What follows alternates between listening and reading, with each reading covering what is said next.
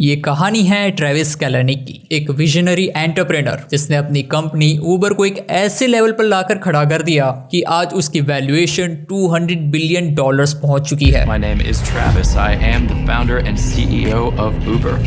Travis ने उबर को सिर्फ सक्सेसफुल ही नहीं बनाया बल्कि पुराने टैक्सी मार्केट को अपनी इनोवेटिव स्ट्रेटेजी से हिला कर रख दिया। उसकी टैक्टिक्स इतनी डिसरप्टिव थी कि गवर्नमेंट और म्युनिसिपैलिटीज भी हैरान रह गई। लेकिन इस मुकाम तक पहुंचने के लिए ट्रेविस ने बहुत से डार्क टैक्टिक्स का यूज किया, जैसे कि वुमेन सेफ्टी को नजरअंदाज करना, इलीगल टेक्नोलॉजी से गवर्नमेंट को चूना लगाना, गूगल की रिसर्च चुराना, एप्पल की प्राइवेसी लॉस को तोड़ना, ड्राइवर्स को एक्सप्लॉइट करना और पॉलिटिक्स में घुसने का भी ट्राई किया। और ये सब ट्रेविस ने कैसे किया और क्या ट्रेविस अपने पैसों और पावर की वजह से इन प्रॉब्लम से बच पाया, जानेंगे इस वीडियो में।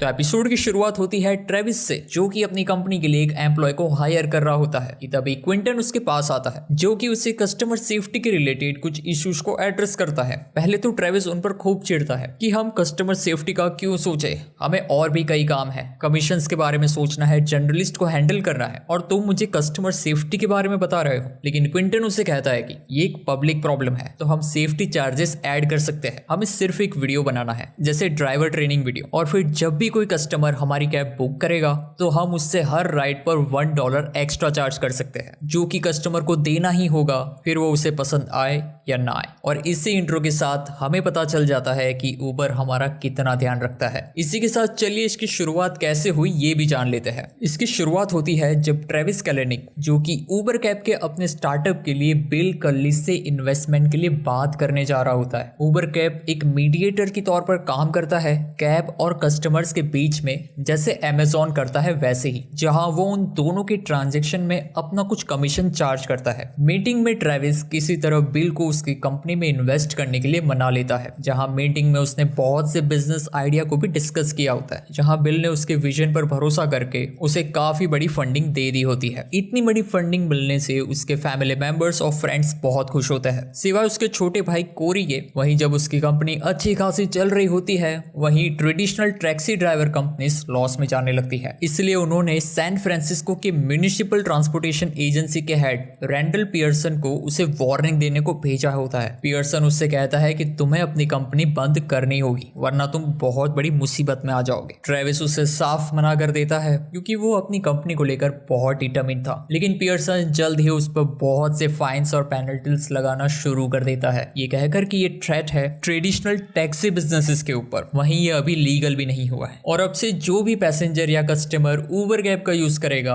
हर उस पैसेंजर पर उबर कैब को $5,000 का फाइन पे करना पड़ेगा। लेकिन ट्रेविस तब भी नहीं मानता और अपने टीम मेंबर कैरी से कहकर और भी ड्राइवर्स को रिक्रूट करने लगता है, जहां फाइन्स को हटाने के लिए वो मेयर के साथ भी मीटिंग करने का ट्राई कर रहा होता है। वहीं फिलहाल कंपनी को चलाने के लिए ट्रेविस बिल से कुछ और फंडिंग की भी मांग करता है। बिल मान तो जाता है, लेकिन वो उससे कहता है कि ये आखिरी बार होगा जब तुम्हें फंडिंग मिल रही है, आगे से और उम्मीद मत रखना। जिसके बाद ट्रेविस अपने ही कस्टमर्स से पेटिशन साइन करवाता है और मेयर ऑफिस के बाहर उसी पेटिशन पेपर्स का एक बहुत ही बड़ा सा पिरामिड स्ट्रक्चर खड़ा कर देता है। जिसके बाद मेयर को उससे मीटिंग करनी पड़ती है। मेयर के साथ मीटिंग में वहां पियर्सन भी बैठा होता है, लेकिन ट्रेविस मेयर को अपने विजन से इंप्रेस कर देता है और उस पर आगे से लगने वाले किसी भी फाइन को हटा देता है। लेकिन अभी भी उसे पिछले फाइन्स देने थे कि तभी बिल उसे एमिल से मिलवाता है, जो कि उसकी कंपनी में लीगल मैटर्स में हेल्प कर सकता है। एमिल उसे बताता है कि ये fines taxi company Uber cab पर लगे हैं, तो अगर हम इस कंपनी को as a ride sharing platform की तरह क्लासिफाई करें तो ये टैक्सेस हम पर लागू नहीं होंगे। और तब से उबर कैब का नाम उबर हो जाता है, जो कि आज भी खुद को एक राइड शेयरिंग कंपनी के तौर पर ही एडवर्टाइज करती है। और इसी के साथ एपिसोड 1 यहीं एंड हो जाता है।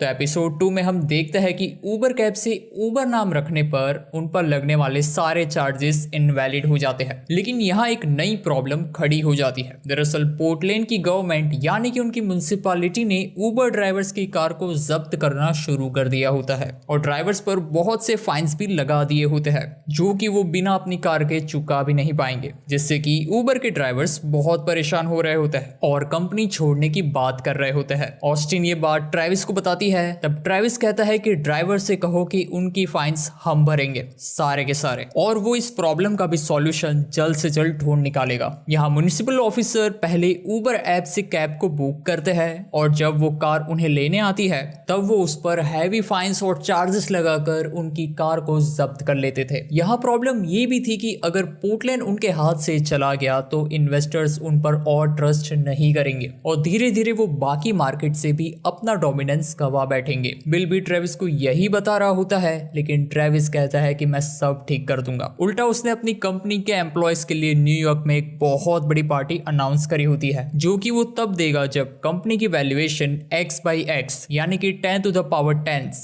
बिलियंस ऑफ डॉलर्स हो जाएगी तब। वहीं म्युनिसिपैलिटी की प्रॉब्लम के लिए उसने एक सॉल्यूशन भी तैयार कर लिया होता है जिसका नाम है ग्रे बॉल, जो कि वहां के पब्लिक डेटा को एनालाइज करके म्युनिसिपैलिटी के ऑफिसर्स की राइड को बुक ही नहीं करने देगा। इससे ना तो वो उबर कैब पर फाइन्स और चार्जेस लगा पाएंगे और ना ही उनकी कार को जब्त कर पाएंगे। हालांकि ये पूरी तरह से इलीगल था, लेकिन उनका काम चल रहा था तो ट्रेविस को इससे कोई प्रॉब्लम नहीं थी। पोर्टलैंड में उनकी कार्स फिर से दौड़ने लगती है। वहीं ट्रेविस ने अब उसका मेन टारगेट न्यूयॉर्क में भी उबर को लॉन्च कर दिया होता है। यहाँ हमें एक नए टर्म डायनामिक चार्जेस को भी समझाया जाता है। अगर कोई कस्टमर कैब तब बुक करता है जब रश ज्यादा है तो उसे ज्यादा चार्जेस पे करने पड़ेंगे, वहीं बाकी के टाइम नॉर्मल चार्जेस पे करने पड़ेंगे। इससे कंपनी और ड्राइवर्स दोनों को ही काफी फायदा होगा, सिवाय कस्टमर्स के, क्योंकि उन्हें तो ज्यादा ही पे करना पड़ेगा। वहीं अब न्यूयॉर्क में उबर को लॉन्च करने की खुशी में ट्रेविस अपने एम्प्लॉयज को वादे के मुताबिक एक बहुत बड़ी पार्टी देता है, वो भी न्यूयॉर्क की एक बहुत बड़ी बिल्डिंग में, जिसमें पहले तो वो उन्हें मोटिवेट करता है, अपनी कंपनी के लिए कुछ प्रिंसिपल्स बताता है, लेकिन सबसे जरूरी वो ऑस्टिन को अप्रिशिएट करता है क्योंकि वही है जो कि उबर्स के लिए ड्राइवर्स को रेडी करती है। ट्रेविस की स्पीच खत्म होने के बाद सब अपने प्रोग्राम में लग जाते हैं। ड्रग्स, अल्कोहल, प्रॉपर्टी डैमेज से लेकर दूसरे की कार्स को चोरी करने तक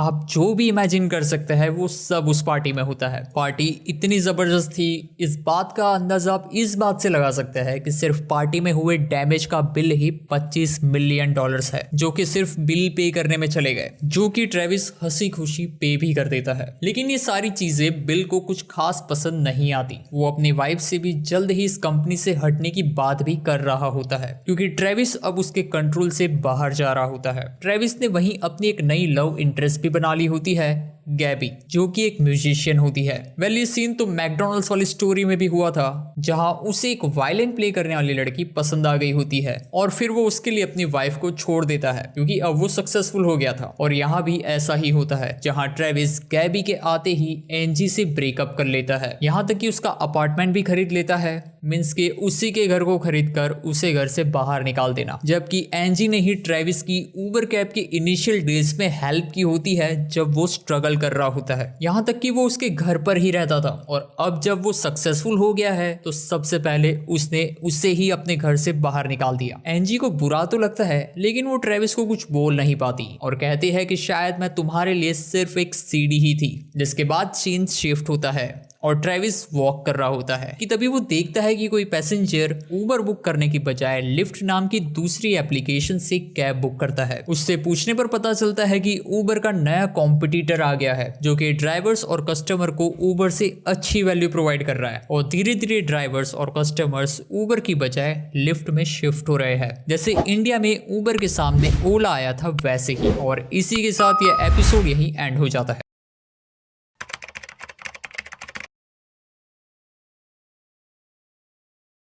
तो एपिसोड 3 में हम देखते हैं कि ट्रेविस लिफ्ट एप्लीकेशन के मार्केट में आने से बहुत फ्रस्ट्रेट हो गया है। वो चाहता है कि ये एप्लीकेशन जल्द से जल्द बंद हो जाए। दरअसल ड्राइवर्स उबर्स और लिफ्ट दोनों में ही अपनी सर्विस दे रहे होते हैं, जो कि ट्रेविस को पसंद नहीं आ रहा होता है। इसलिए उसने ऑस्टिन से कहकर अपने ड्राइवर्स को बहुत ज्यादा इंसेंटिव देना शुरू कर दिया होता है। वहीं उसने पैसेंजर्स के फोन को हैक करके उनके माइक और कैमरा का यूज करके उनके डेटा को कलेक्ट करता है, ताकि उसे पता चल सके कि पैसेंजर्स लिफ्ट का यूज क्यों कर रहे हैं। और इन इंसेंटिव्स को देने की वजह से ड्राइवर्स उबर्स में रहना पसंद करता है, लेकिन इससे उबर के फंड्स खत्म हो रहे थे, जिसे बढ़ाने के लिए बिल इन्वेस्टर्स को इंप्रेस करने के लिए एक रोड शो करने को कहता है, जिससे कि उन्हें $350 मिलियन का इन्वेस्टमेंट मिल सके अलग अलग इन्वेस्टर्स से। और उबर ये इन्वेस्टमेंट से लिफ्ट को खरीदना चाहता था, ताकि उसका कोई कंपटीशन रहे ही नहीं मार्केट में। ट्रेविस को ऐसे इन्वेस्टर्स को इंप्रेस करने के लिए रोड शो करने का आइडिया अच्छा नहीं लग रहा था,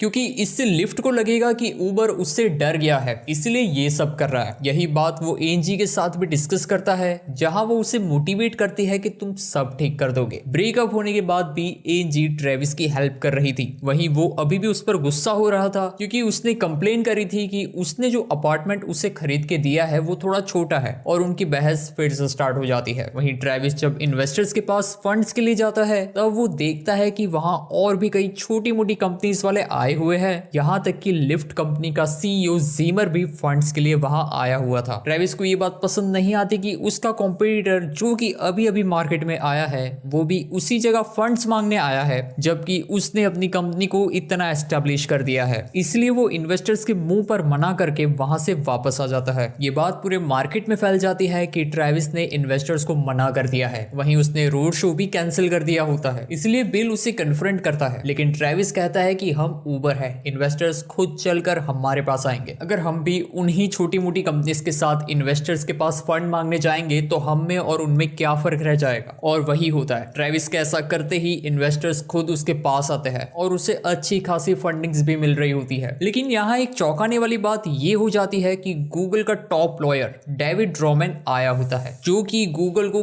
कहां इन्वेस्ट करना चाहिए ये डिसाइड करता है। ट्रेविस बहुत खुश होता है, और दरअसल उसने ये सब गूगल का ध्यान अपनी ओर लाने के लिए ही किया होता है। डेविड ट्रेविस की मीटिंग गूगल के फाउंडर में से एक लैरी पेज से भी करवाता है। गूगल काफी बड़ी इन्वेस्टमेंट दे सकता था, जिससे उबर लिफ्ट को खरीद सकता है। लेकिन इस मीटिंग के बारे में ट्रेविस बिल को नहीं बताता और एमिल के साथ मीटिंग में चला जाता है। वहां वो गूगल से $250 मिलियन की इन्वेस्टमेंट की बात करता है, जो कि उसे मिल भी जाती है, और इससे बिल भी बहुत खुश होता है। अब जब उनके पास इन्वेस्टमेंट आ गई होती है, तो बिल और ट्रेविस जीमर से मीटिंग करते हैं ताकि लिफ्ट को खरीदा जा सके। जीमर लिफ्ट को उबर से मर्ज करने के लिए उबर के 17% शेयर की डिमांड करता है, और बोर्ड रूम में एक सीट भी मांगता है, जिसपे कि ट्रेविस उसे सिर्फ 8% देने की बात करता है और कुछ भी नहीं, क्योंकि ट्रेविस जानता था कि लिफ्ट बिना उबर के ज्यादा देर मार्केट में टिक नहीं पाएगा। दरअसल लिफ्ट को भी फंड्स चाहिए होता है, और वो भी लॉस में ही जा रही होती है। वहीं ट्रेविस जीमर की बेइज्जती कर देता है कि तुम जैसे लोगों को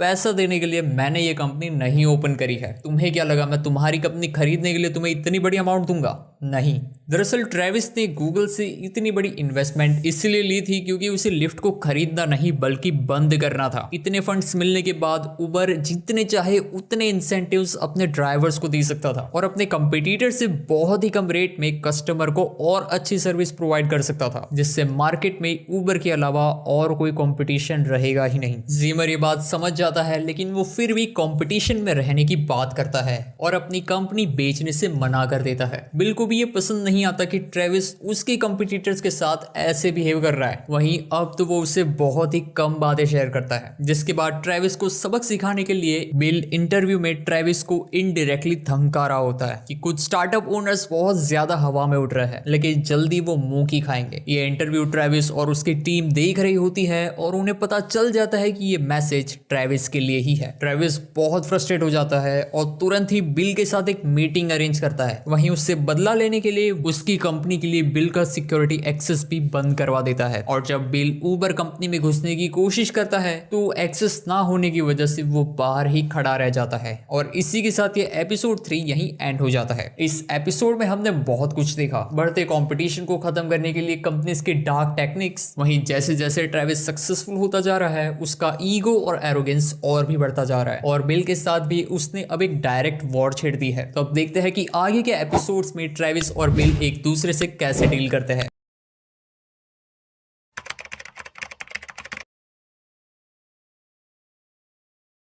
तो एपिसोड की स्टार्टिंग होती है ब्राजील में ऊबर ड्राइवर्स के मर्डर से, जो कि अब तक 12 हो चुके हैं। लेकिन ट्रेविस इसे ब्राजील की गवर्नमेंट की प्रॉब्लम बताकर कोई रिस्पॉन्सिबिलिटी नहीं लेना चाहता। हालांकि मर्डर ऊबर ऐप से ड्राइवर्स को बुलाने के बाद ही हो रहे हैं। इस इंसिडेंट पर बोर्ड मीटिंग, जहां अब डेविड ड्रमिन भी शामिल होता है, ट्रेविस के अलावा बाकी सब इस नतीजे पर पहुंचते हैं कि हमें ड्राइवर्स को टिप देने का ऑप्शन भी ऐड कर देना चाहिए, ताकि इससे ड्राइवर्स थोड़ा और कमा सके और उन्हें पता चले कि ऊबर उनके साथ है। लेकिन ट्रेविस ये ऑप्शन ऐड करने से साफ मना कर देता है, क्योंकि इससे कस्टमर का एक्सपीरियंस खराब हो सकता है, क्योंकि कस्टमर्स को कोई बिल पे नहीं करना पड़ता, वो डायरेक्टली उनके क्रेडिट कार्ड से ही कट हो जाता है, जिससे कि उन्हें सिर्फ कैब को बुक करना है और अपने डेस्टिनेशन पर पहुंचना है। लेकिन टिप के फीचर को ऐड करने से उन्हें एक और स्टेप बुकिंग के टाइम चेक करना पड़ेगा, जो कि ट्रेविस को पसंद नहीं आता, इसलिए वो साफ मना कर देता है। लेकिन बोर्ड मीटिंग में सबकी सहमति जरूरी है, इसलिए बोर्ड मेंबर्स अब अगली मीटिंग में वोट करने का डिसाइड करते हैं। अगर वोटिंग पीप्स के फेवर में आई तो ट्रेविस को ना चाहते हुए भी ये फीचर अपने ऐप में ऐड करवाना पड़ेगा। दूसरी तरफ ट्रेविस ने हाल ही में इंटरव्यू में ये बयान दिया था कि जहां शहद वहां मक्खियां। यहाँ शहद से उसका मतलब है उसकी सक्सेस और मक्खियों से उसका मतलब है कि लड़कियां, मींस कि अभी वो वुमन का अट्रैक्शन पॉइंट बना हुआ है। हालांकि ये सिर्फ उसका वहम है,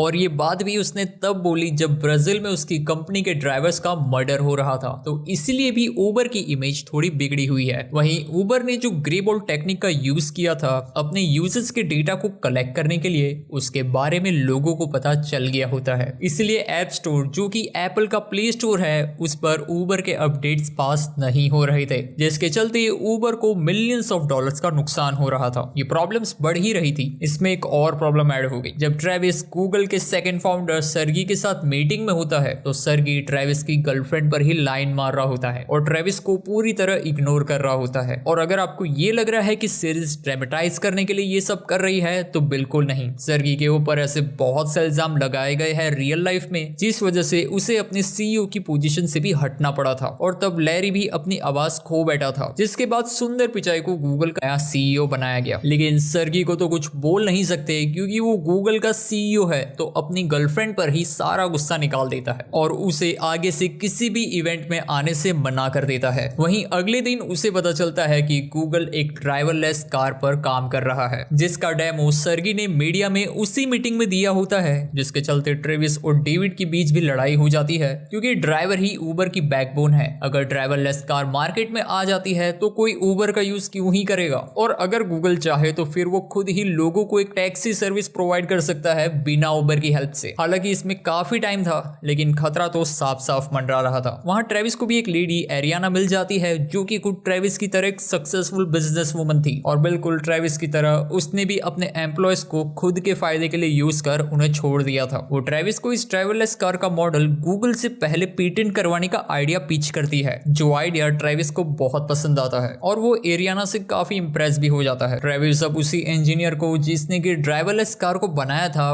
उससे अपनी टीम ज्वाइन करने को कहता है, और कहता है कि मेरी कंपनी में तुम खुद बॉस होंगे, तुम्हें जितनी चाहे उतनी लिबर्टी मिलेगी, बल्कि मैं तुम्हें इस प्रोजेक्ट का मेन हेड भी बनाऊंगा, जो कि तुम्हें गूगल ने नहीं बनाया ड्यू टू सम रीजंस। और ये सुनकर वो भी ट्रेविस के साथ आ जाता है, और उसी के साथ उसके 20 साथी टेक्नीशियन भी ऊबर को जल्द ही ज्वाइन करने वाले थे। वहीं उस मीटिंग में ऑस्टिन, जो कि ऊबर के लिए ड्राइवर्स को रिक्रूट करती थी, उसे एक एम्प्लॉय उसकी मीटिंग में छेड़ देता है, जिसकी कंप्लेन ऑस्टिन ट्रेविस से करती है, जिस पर कि ट्रेविस उसे टेंशन ना लेने को कहता है और वो उस एम्प्लॉय को छोड़ेगा नहीं, ये आश्वासन देता है। लेकिन जब अगले दिन वो एम्प्लॉय ऑस्टिन को ही टॉन्ट मारता है कि मैं तुमसे काफी सीनियर हूं और मुझे तुम नशे में लग रही थी, इसलिए मैंने ऐसा किया, तो ऑस्टिन को अजीब लगता है। वो ट्रेविस को कन्फ्रंट करती है, तब ट्रेविस कहता है कि मैंने उसे वार्निंग दी है, लेकिन उसने कोई ठोस कदम नहीं उठाए थे क्योंकि वो एक अच्छा एम्प्लॉय था। उल्टा वो ऑस्टिन को ही ये सब इग्नोर कर सिर्फ अपने फायदे के लिए इन लोगों का यूज करने को कहता है। यही इंसिडेंट उबर की एक और एम्प्लॉय के साथ होता है।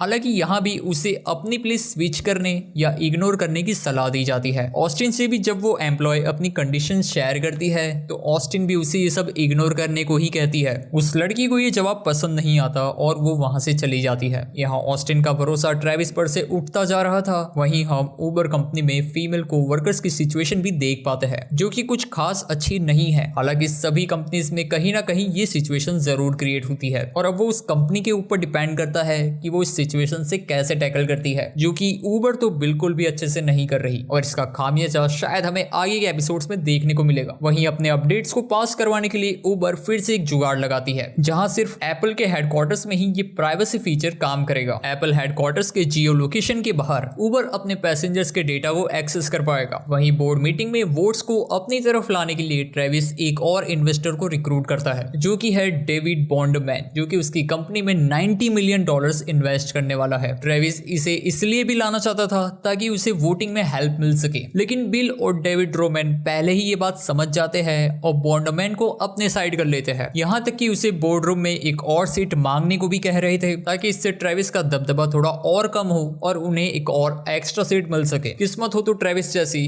सरगी भी भाव नहीं दे रहा, कंपनी में फीमेल एम्प्लॉय सेफ नहीं फील कर रही और बोर्ड रूम में वोट बढ़ाने के लिए जिसे लाया वो भी दूसरी साइड चला गया। ट्रेविस जब बिल से मिलने बियर लेकर उसकी ऑफिस जाता है तो देखता है कि रिसेप्शन पर बॉन्डमैन और ड्रॉमैन दोनों की सिग्नेचर है। वो बिल पर बहुत गुस्सा होता है क्योंकि वो जानता था कि अगर बॉन्डमैन उनकी तरफ हो गया तो वो मेजर डिसीजंस नहीं ले पाएगा। वो बॉन्डमैन को लाया ही उसका साथ देने के लिए था। इसके बाद वो फिर से एरियाना से मिलने जाता है और उससे अपनी प्रॉब्लम बताता है। वो कहता है कि वो लोग मुझे निकाल नहीं सकते लेकिन मुझे अब कोई मेजर डिसीजन भी नहीं लेने दे रहे। वो बॉन्डमैन के साथ डील कैंसिल करने का सोच रहा था लेकिन एरियाना उसे कैंसिल करने से रोक देती है और एक कॉल करती है। अगले दिन बोर्ड रूम मीटिंग में ट्रेविस पहले तो सबको उनके अपडेट्स ऐप स्टोर पर फिर से लाइव हो गए हैं ये बताता है और बॉन्डमैन की शर्त के मुताबिक एक और एक्स्ट्रा मेंबर को भी ऐड किया जाता है। लेकिन बिल और ड्रॉमैन दोनों ही नहीं जानते थे कि वो एक्स्ट्रा सीट में एरियाना आ जाएगी और एरियाना ने वोट तो ट्रेविस के फेवर में कर ही दिया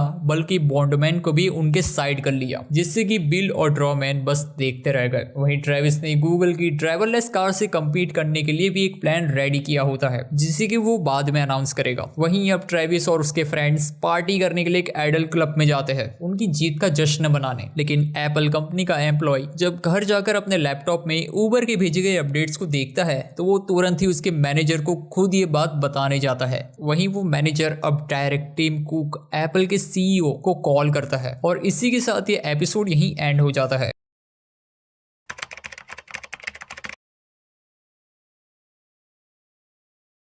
तो अब तक हमने देखा कि उबर की अपने अपडेट को एप्पल के ऐप स्टोर में पास करवाने के लिए जिस ट्रिक का यूज किया था उसके बारे में एप्पल को पता चल गया होता है। इसलिए अब ट्रेविस को एप्पल के CEO टिम कुक से मिलने जाना पड़ता है, जहां ट्रेविस को अब इस सिचुएशन को अच्छे से एक्सप्लेन करना होगा वरना उबर ऐप स्टोर से हटा दिया जाएगा और ऐप स्टोर से हटना मींस की 60% मार्केट को लॉस करना। टिम कुक अब ट्रेविस से उबर की इस हरकत के बारे में सफाई मांगता है, जिसके रिप्लाई में ट्रेविस अपने माइंड में बहुत से एक्सक्यूज को इमेजिन कर रहा होता है, जैसे कि उसे नहीं पता था कि उसके एम्प्लॉय ने ऐसा किया है और उबर ने उसे फायर कर दिया है। चाइनीज गवर्नमेंट पर ब्लेम डाल देना या फिर अपने कंपटीटर से पीछा छुड़ाने के लिए ये करना, जैसे कि लिफ्ट। और ट्रेविस चूज करता है चाइनीज ड्राइवर्स को। दरअसल चाइनीज ड्राइवर्स बहुत से फोन्स का यूज कर रहे थे उनकी रेवेन्यू को इंक्रीज करने के लिए। इसे आप ऐसे समझ लीजिए जैसे कि वो पैसेंजर तो एक ही ट्रैवल कर रहा था लेकिन उबर को 10 दिखाए जा रहे थे और इससे उबर को बहुत बड़ा नुकसान हो रहा था, तकरीबन हर हफ्ते $25 मिलियन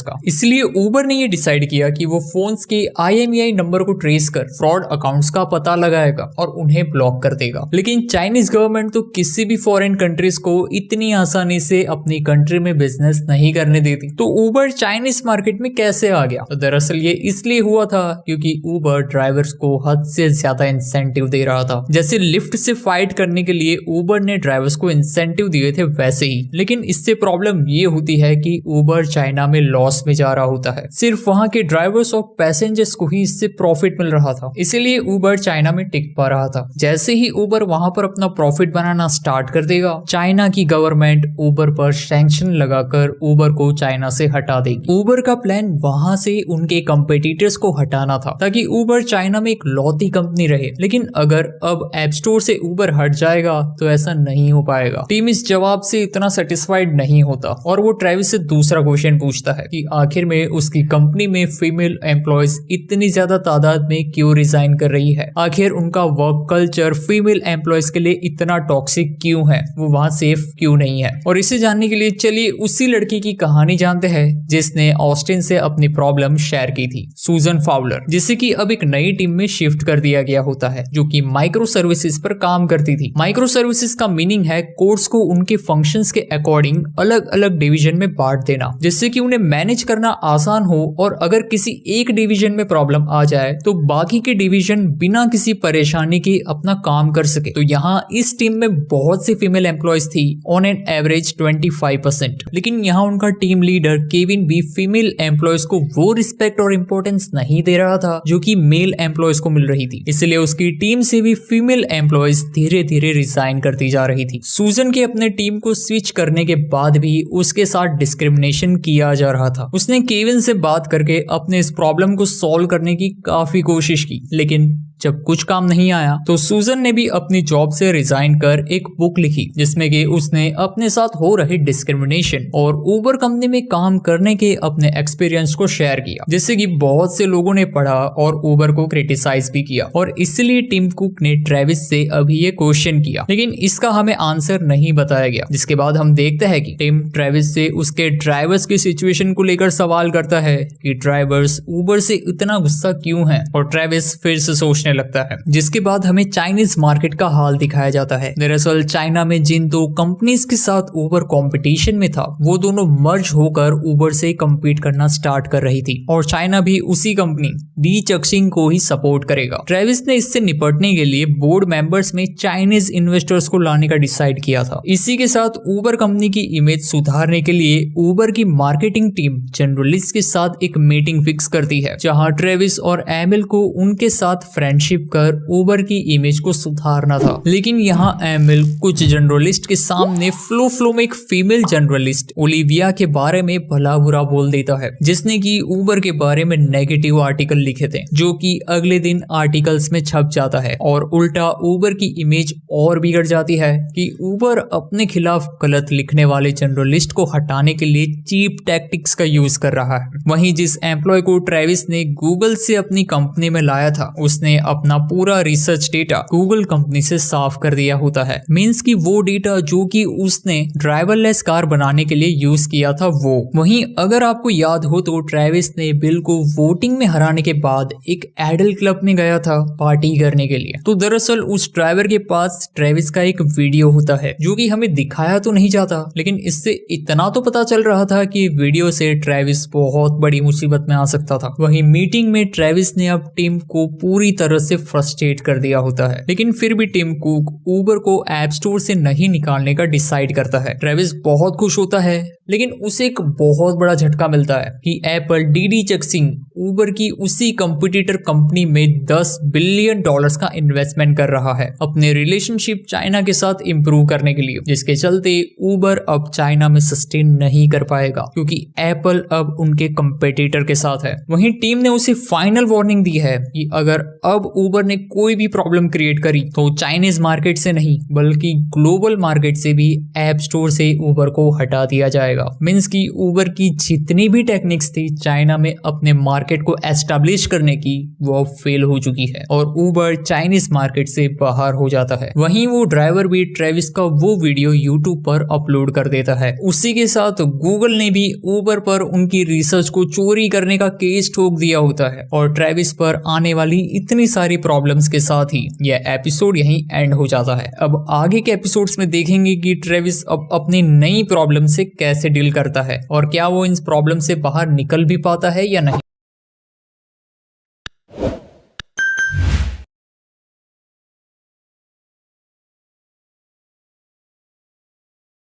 अब तक हमने देखा कि उबर को एप्पल स्टोर से निकाला तो नहीं जाता, लेकिन उसे चाइनीज मार्केट से बाहर कर दिया जाता है। वहीं एप्पल से लास्ट वार्निंग मिलने के तुरंत बाद ही ट्रेविस का एक वीडियो वायरल हो जाता है, जिससे कि वो बहुत बड़ी प्रॉब्लम में आ सकता था। अब आगे तो एपिसोड की शुरुआत होती है जब वो वीडियो पूरी तरह से वायरल हो जाता है, वो भी तब जब उबर को पॉलिटिकल सपोर्ट दिलाने के लिए ट्रेविस ने डोनाल्ड ट्रंप की इकोनॉमिक एडवाइजरी काउंसिल ज्वाइन कर ली होती है। लेकिन यहाँ उस वीडियो में था क्या? दरअसल अगर आपको याद हो तो लिफ्ट को हराने के लिए उबर ने अपने ड्राइवर्स को हद से ज्यादा इंसेंटिव देना शुरू कर दिया था, जिससे कि ड्राइवर्स को बहुत फायदा हो रहा था। और इसी के चलते ड्राइवर्स ने लग्जरी कार परचेज कर उबर को यूज करना शुरू कर दिया था, क्योंकि जितनी ज्यादा लग्जरी कार होगी उतने ही ज्यादा इंसेंटिव मिलेंगे। लेकिन यहाँ जैसे जैसे टाइम बीतता गया, उबर ने ड्राइवर्स को इंसेंटिव देना कम कर दिया और ये इंसेंटिव $20 से घटकर $2 पर आ गए थे, जिसके चलते अब ड्राइवर्स अपनी कार की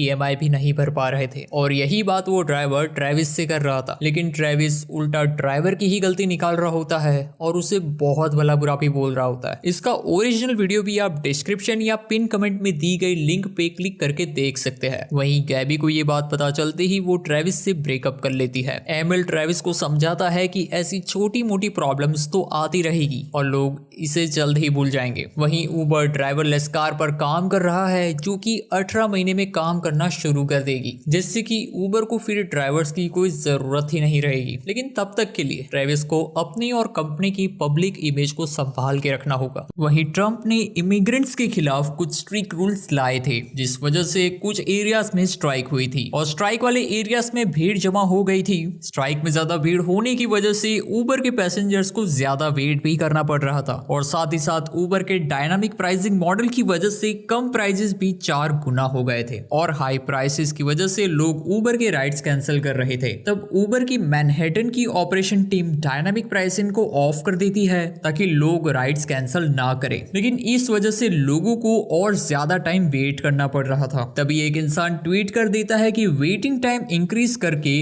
उबर जानबूझ के स्ट्राइक को प्रमोट कर रहा है। ये ट्वीट वो एक हैशटैग के साथ स्टार्ट करता है, #DeleteUber, और ये ट्वीट और हैशटैग वायरल हो जाता है, जिस वजह से उबर को बहुत बड़ा झटका पड़ता है। बहुत सारे लोग उबर को डिलीट करने लगते हैं। अब ये सब चीजों से डील करने के लिए ट्रेविस एक बड़ा डिसीजन लेता है, जो कि वो लेना तो नहीं चाहता था, लेकिन उसकी कंपनी की मीडिया टीम उसे समझाती है कि ये करना बहुत ज्यादा जरूरी है। तो सबसे पहले तो वो ट्रम्प के काउंसिल से पीछे हट जाता है।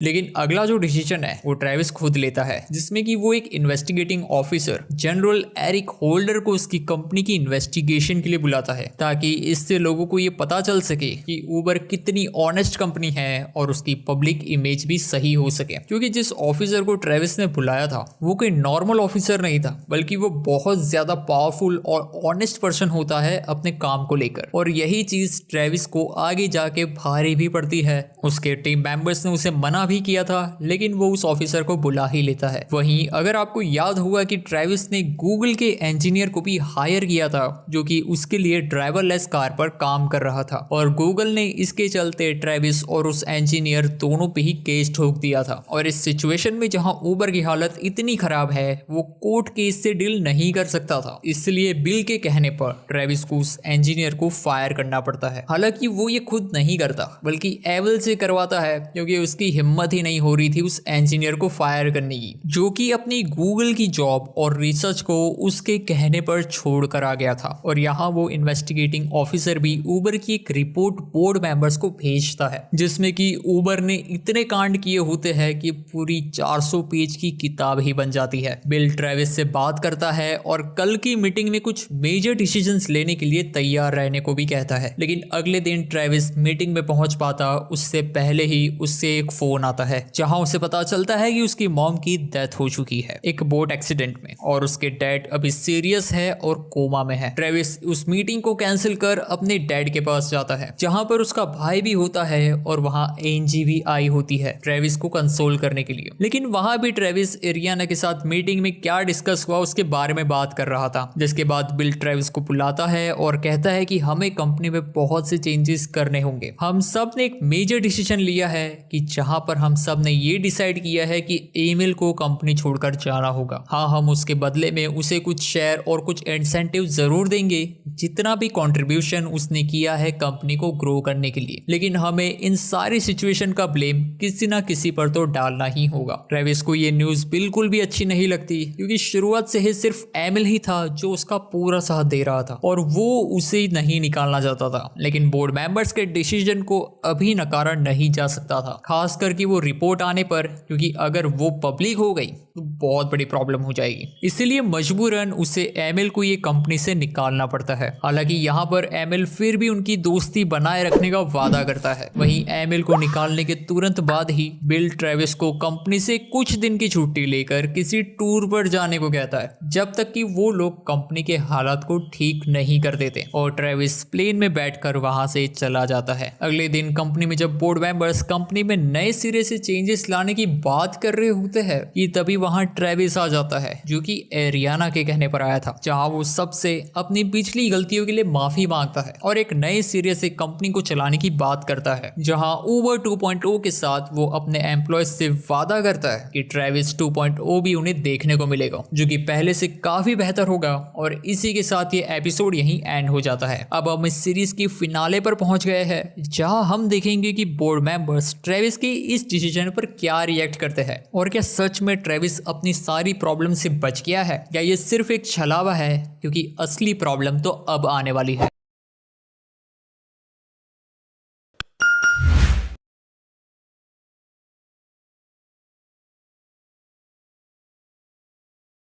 तो अब तक हमने देखा कि उबर में एक साथ बहुत से प्रॉब्लम आ गए थे। इन्वेस्टिगेटिंग ऑफिसर का रिपोर्ट को पेश करना, ट्रेविस की मॉम की डेथ होना, एमिल को फायर करना, गैबी के साथ ब्रेकअप होना, यहाँ तक कि ट्रेविस का वीडियो वायरल होना, ड्राइवरलेस कार पर रोक लगाना और लास्ट में जब कुछ दिनों तक कंपनी से दूर रहने को कहा गया तो उसमें भी वो जबरदस्ती कंपनी में आकर दखल अंदाजी करना। ट्रेविस ने वो सारी गलतियां करी जो कि वो कर सकता था। और अब आगे यहाँ उबर का एक एम्प्लॉय ग्रेबॉल के बारे में उसी जर्नलिस्ट ओलिविया को बता देता है, जो कि अगर आपको याद हो तो एपिसोड 2 में इसका यूज किया गया था म्युनिसिपल ऑफिसर्स को उबर कैब को जब्त करने से रोकने के लिए। ओलिविया की शायद कोई पर्सनल दुश्मनी रही होगी उबर से, क्योंकि वो स्टार्टिंग से ही उबर के पीछे हाथ धोकर लगी पड़ी है। और फिर ये बात बाहर आते ही उबर में बोर्ड मेंबर्स के बीच बहस शुरू हो जाती है कि आखिर में ये सारी चीजें बाहर लीक कैसे हुई। वहीं ट्रेविस अभी भी अपनी मॉम की फ्यूनरल पर होता है, जिसके चलते उसके एम्प्लॉयज और टीम मेंबर्स को आगे क्या करना है ये समझ ही नहीं आ रहा होता है। वहीं अब बोर्ड मेंबर्स बोंडमैन और ड्रमन बिल को कन्विंस करते हैं कि ग्रेबॉल के बाहर आने की वजह से अब हमें एक ठोस फैसला लेना होगा। और वो फैसला क्या है? ट्रेविस को भी कंपनी से फायर कर देना, क्योंकि अब वो एक लायबिलिटी बन चुका है जिसे कि अब हम और सपोर्ट नहीं कर सकते और उसे निकालना ही अब एक आखिरी ऑप्शन बचा है। बिल ये जानता था कि ट्रेविस इतनी आसानी से रिजाइन नहीं करेगा। वहीं उसके रेजिग्नेशन से पहले सारे बोर्ड मेंबर्स, जिसमें कि एरियाना और ट्रेविस के दो साथी रायन और गैरेट की भी सहमति चाहिए होगी, तभी वो ट्रेविस को रेजिग्नेशन लेटर भेज पाएंगे। रायन और गैरेट ट्रेविस से उबर की स्टार्टिंग से जुड़े हुए हैं और एरियाना भी ट्रेविस का ही साथ देगी। इसलिए बिल पहले तो इन तीनों को मनाने की कोशिश करता है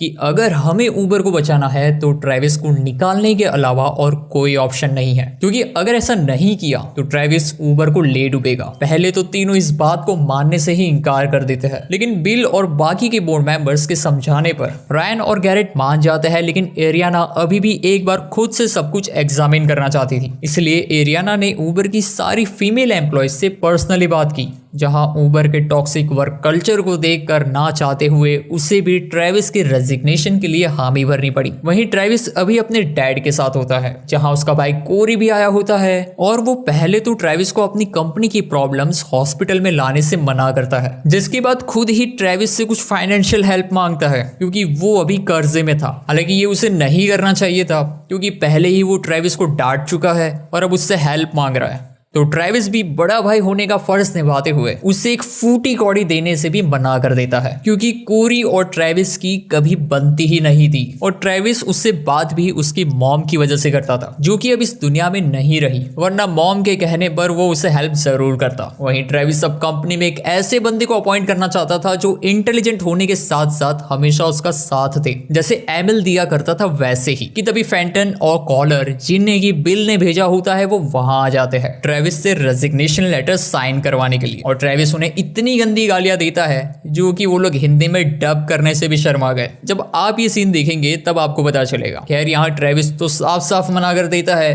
क्योंकि उसके पास सबसे ज्यादा वोटिंग शेयर थे, लेकिन इसके जवाब में कॉलर उसे बताता है कि बोर्ड मेंबर्स शेयर्स को कन्वर्ट कर रहे हैं वोटिंग बेस को बढ़ाने के लिए, मींस कि ऊबर कंपनी के एम्प्लॉयज के बीच अपने शेयर्स को बांटना ताकि सबकी सहमति से ट्रेविस को कंपनी से निकाल दिया जाए। और तब ट्रेविस को खतरा महसूस होता है क्योंकि वो लोग ऐसा कर सकते थे। हालांकि इससे बोर्ड मेंबर्स के पास भी कोई पावर नहीं रहेगी, लेकिन इससे ट्रेविस का नाम भी पूरे मार्केट में खराब हो जाएगा। इससे बेहतर तो यही होगा कि ट्रेविस खुद ही कंपनी से रिजाइन कर दे, वरना पूरे मार्केट में ये बात फैल जाएगी कि ट्रेविस को कंपनी से निकाल दिया गया है, जिससे कि आगे ट्रेविस अगर अपनी कोई और कंपनी स्टार्ट करना चाहे तब भी उससे फंड जमा करने में प्रॉब्लम हो सकती थी। ट्रेविस को 6 बजे तक का टाइम दिया जाता है खुद से रिजाइन करने के लिए, वरना कंपनी खुद उसे फायर कर देगी। ट्रेविस को कुछ समझ नहीं आता और वो गैरेट, रायन और यहाँ तक कि ऑस्टिन से भी मदद मांगता है, लेकिन सब उसकी हेल्प करने से मना कर देते हैं। ट्रेविस सबको खूब गालियां देता है लेकिन कोई फर्क नहीं पड़ता। आखिर में थक हार कर वो एरियाना से बात करता है, जहां एरियाना उसे समझाती है कि तुम्हें रिजाइन तो करना होगा, लेकिन तुम इसे अपनी कंडीशन के अकॉर्डिंग कर सकते हो। ट्रेविस को ये बात समझ आती है और वो ये कंडीशन रखता है कि मैं रिजाइन तभी करूंगा जब बिल को भी मेरे साथ कंपनी से निकाल दिया जाए, और वो पेपर साइन करके एरियाना को दे देता है, जो कि कंपनी में तभी सबमिट करेगी जब बिल भी कंपनी से बाहर हो जाएगा। बिल को ये बात पता चलते ही वो थोड़ा हताश तो होता है, लेकिन उसके शेयर्स की वैल्यू भी $600 मिलियन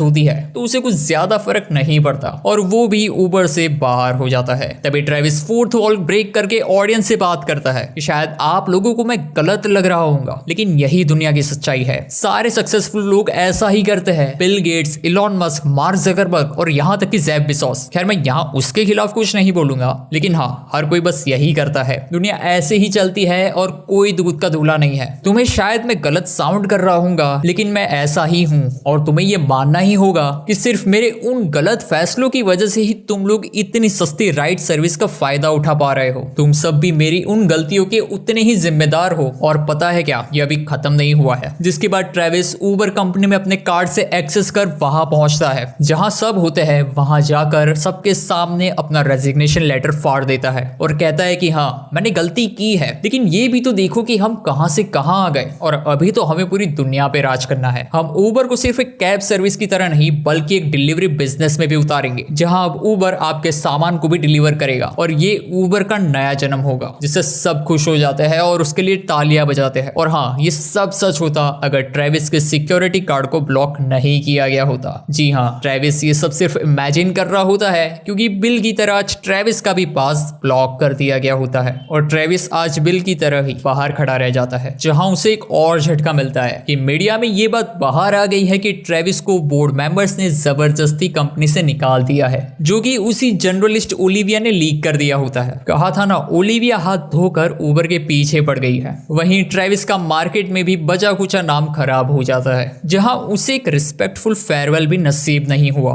तभी वहां बिल आता है और उसे कहता है कि हाँ ये सब ठीक नहीं हुआ, लेकिन क्या फर्क पड़ता है, तुम एक बिलियनर हो और मैं भी हूं, तो क्यों ना इन पैसों को एक सही जगह इन्वेस्ट कर एक नई शुरुआत करी जाए। मींस कि वो ट्रेविस को मूव ऑन करने को कहता है, क्योंकि ट्रेविस के शेयर्स की कीमत भी $2 बिलियन होती है जब उसे ऊबर से निकाला गया। जिसके बाद बिल वहां से चला जाता है और ट्रेविस भी पहली बार टैक्सी का यूज कर इस शहर से दूर जाने का डिसाइड करता है। और इसी के साथ ये सीरीज यहीं पर एंड हो जाती है। आगे की कुछ स्लाइड्स में हमें बताया जाता है कि एमिल को ऊबर से निकाल दिए जाने के बाद सॉफ्टबैंक कंपनी ने हायर किया था। सूजन फाउलर अब न्यूयॉर्क टाइम्स में टेक ओपिनियन एडिटर का काम करती है और उसने अपने ऊबर के वर्क एक्सपीरियंस के बारे में एक बुक भी लिखी है। फौजी कमल, वही ऊबर ड्राइवर जिसकी ट्रेविस के साथ लड़ाई हो गई थी, उसे $2 लाख दिए जाते हैं कंपनी के साथ सेटलमेंट करने के लिए। बिल गर्ली ने भी अपने ऊबर के शेयर्स को सेल करके एक बिलियनर बन गया होता है। गैरेट ऊबर के फाउंडिंग मेंबर्स में से एक था और अभी भी ऊबर के साथ है और उसी के साथ उसके नेटवर्थ 3.9 बिलियन डॉलर्स है। लिफ्ट भी अपने शेयर्स पब्लिक कर देती है 2019 में और कंपनी की नेटवर्थ हो जाती है 24 बिलियन डॉलर्स। वहीं ऊबर भी 2019 में अपने शेयर्स पब्लिक कर देती है, जहां ट्रेविस भी अपने डैड के साथ आया होता है। मींस कि ट्रेविस के डैड कोमा से बाहर आ गए हैं। अब चलिए प्रेजेंट सिनेरियो 2024 भी बता दिए जाए कि अभी ट्रेविस और ऊबर के क्या हालात है। तो ट्रेविस ने ऊबर कंपनी छोड़ने के बाद दो कंपनीज में काफी बड़े इन्वेस्टमेंट किए, 10100 एंड सिटी स्टोरेज सिस्टम। और इसी के साथ ये वीडियो भी यहीं पर एंड हो जाता है। उम्मीद है आपको ये सीरीज पसंद आई होगी। Thank you for watching.